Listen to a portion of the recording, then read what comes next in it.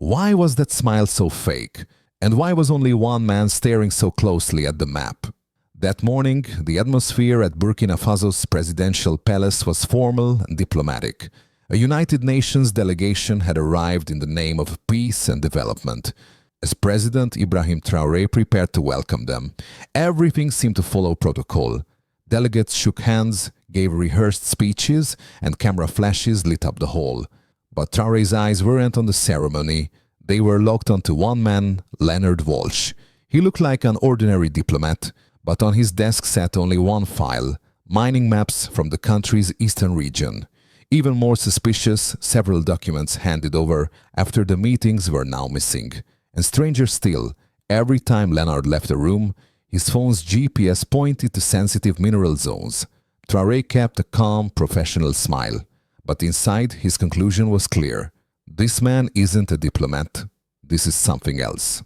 Later that night, Traoré gave a quiet order. Follow Leonard. Watch his room. Track every document he touches, every person he meets, every message he sends. The intelligence unit traced digital activity inside the hotel. GPS logs, signal echoes, and encrypted data packets were all analyzed, and by the first night, their fears were confirmed. Leonard had scanned confidential files from the meeting room, then used a private satellite uplink to transmit the data. But the most shocking revelation was still hiding in the shadows. The next morning, sipping his coffee, Traoré said just one sentence: "The truth behind the mask of diplomacy will be revealed very soon."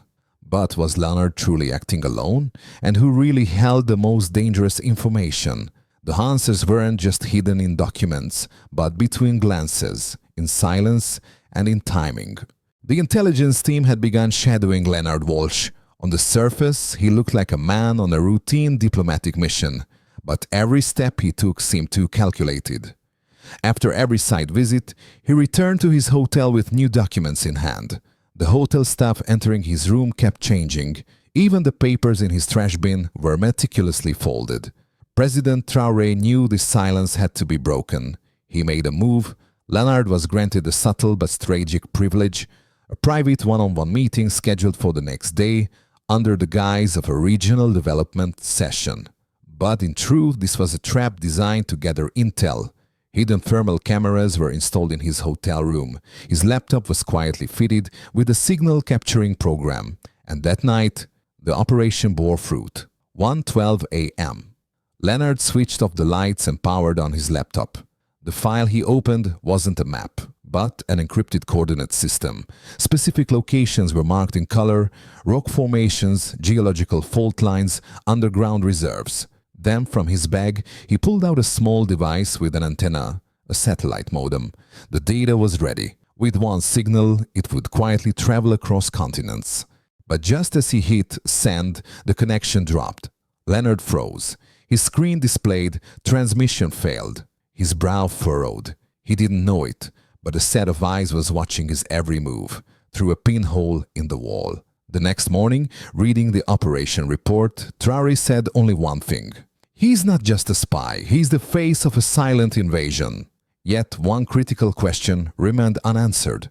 Why was Leonard in such a rush to send that data? And more importantly, to whom? Even though President Traoré now had undeniable evidence of Leonard's covert activities, he didn't move in just yet. There was a critical obstacle.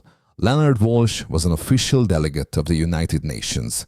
Taking direct action could ignite an international scandal, but staying silent, that would be a betrayal of the nation. That night the plan went live. The thermal cameras in Leonard's hotel room were activated. Satellite connectivity had been severed. All external signals were blocked, but Leonard had more than one trick up his sleeve. From inside his shirt pocket, he pulled a tiny flash drive, which he carefully tucked into the seam of his trousers. What was on it? A simple map? Or something much more dangerous? 6:20 a.m. Leonard, escorted by 2 guards, departed his hotel en route to the embassy. The intent was clear: use diplomatic immunity as a shield and exit the country. But Traoré had already made his move. At a discreet checkpoint, the convoy was stopped. Leonard didn't resist, but his eyes burned with frustration. His plan had just collapsed. The hidden flash drive was secured and turned over to cybersecurity experts. It was encrypted, but a few hours of decoding revealed the horrifying truth.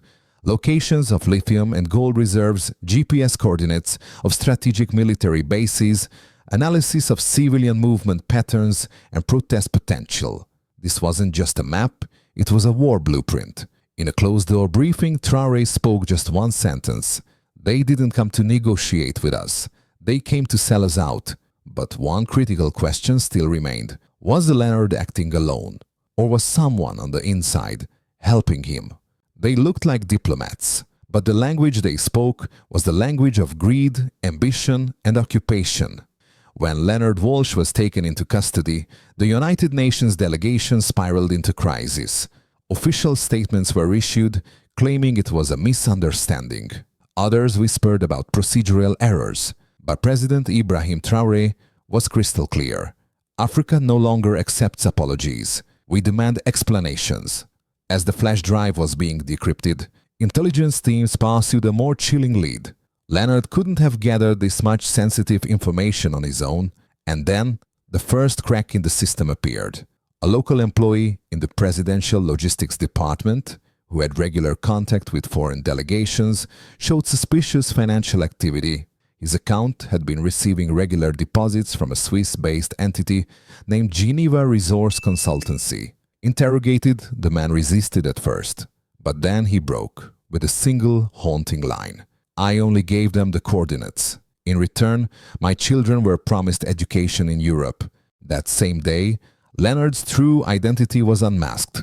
Facial recognition revealed his real name, Jonathan Heller, a covert intelligence agent previously tied to similar operations in the Central African Republic and Congo, where stolen mining maps had reportedly ended up in NATO risk analysis reports. His United Nations ID was technically authentic, but the mission codes didn't match any official assignment. Traoré addressed the press with calm but fury in his voice. Diplomacy cannot be a shield for espionage. This is no longer a matter of one country. This is a battle for the dignity of an entire continent. But the most devastating truth was yet to come. A secret folder titled LFR Mining X Sector revealed detailed plans for similar infiltration missions across 5 African nations. Burkina Faso was just the beginning. So now the question is, who's next? Silence belongs to the past. Now every land has found its voice. The aftermath wasn't limited to Burkina Faso. It rippled across the entire African continent. On social media, one sentence was echoed thousands of times. Africa has awakened. Despite international pressure, Ibrahim Traoré did not back down. Instead, he sent a sharply worded diplomatic note to the United Nations Secretary General. One section read, "This breach of Burkina Faso's sovereignty cannot be hidden behind diplomatic protocol. The status of the involved personnel is hereby revoked. Our nation is not a mineral inventory for any organization."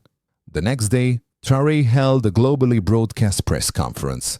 At his side stood the chief of the armed forces, behind him stood miners in their work uniforms, and in front of him, the cameras. In his hand, Jonathan Heller's, alias Leonard Walsh passport, and the decrypted flash drive. He presented the documents publicly, one by one. Those who came with open hands were reaching for our pockets. We will not live by our gold, but by our dignity. Africa is no longer a commodity to be traded. It's a home to be defended. Following the speech, the African Union called an emergency summit. 5 countries froze all ongoing UN field projects within their borders. New resolution: foreign delegations must undergo public scrutiny before entering resource-rich zones. All diplomatic data exchanges to be monitored on transparent platforms. Proposal launched to establish the African Resource Security Agency. The international media lit up with headlines, "One delegate woke a continent." Traoré's microphone became Africa's independence cry. The spy's mask fell. Now Africa speaks. That evening, Traoré delivered his final message. "I spoke not just for my country, but for the whole continent. Because we no longer defend only our minerals, we defend each other." And then he fell silent. But this silence was no longer surrender. It was the sound of awakening.